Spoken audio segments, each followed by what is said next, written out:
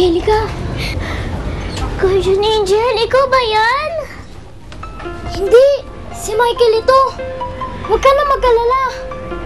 Ito, may regalo ko para sa'yo. Dali, halika na. Tawagin mo na.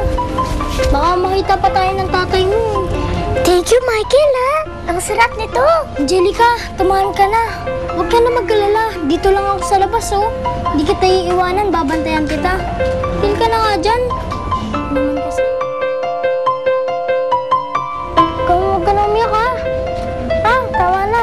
Thank you, Michael.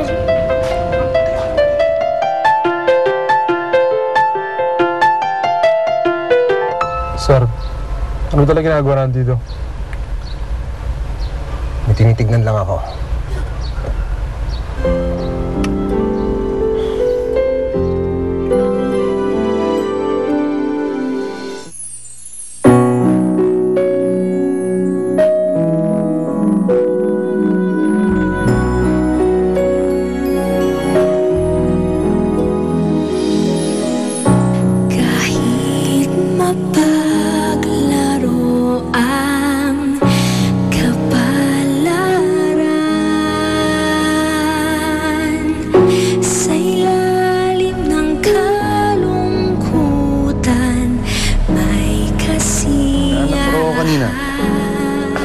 Gusto ko kasi sanang makausap ka.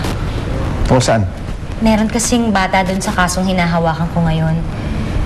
Alam kung bakit, pero hindi ko makalimutan yung bata. Siguro kasi naaawa ako sa kanya. Jonas, tulungan natin yung bata. Dali.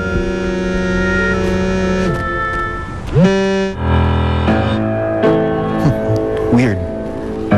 Meron nag-MMS sa akin picture ng bata. Bata? Hello? Ito ba si Jonas Alejandrino? Yes? Sino to? Natanggap mo ba ang litratong pinadala ko sa'yo? Oo, bakit? Anak yan ng asawa mong si Melissa. Pero pinaniwala mo, patay na ang bata, di ba? Pero ang totoo, buhay ang bata. Ano, gusto mo pa bang malaman niya ang sikreto mo? Tama, ayoko. Maganda ka na magbayad. Magkano? 500,000 piso. Maliit na pera lang yan. Para sa tinatago mong higit. O kung gusto mo, pasasabugin ko na ang higit mo. Sige, sabihin mo sa akin kung anong dapat kong gawin. Madali ka naman palang kausap. Maganda ka magbayad mamay gabi. Ano? Bilib ka na sa abilidad ng asawa mo. Nahanap ko na ang number ni Jonas Alejandrino na yan. Pero Roberto, dapat hindi mo ginawa to. Ha? Napakaliit na bagay ng 500,000 na yun para sa mga Alejandrino yan. Maning-mani yun. Sino yun?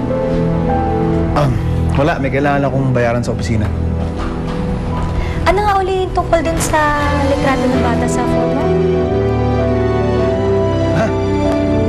Inaanak ko.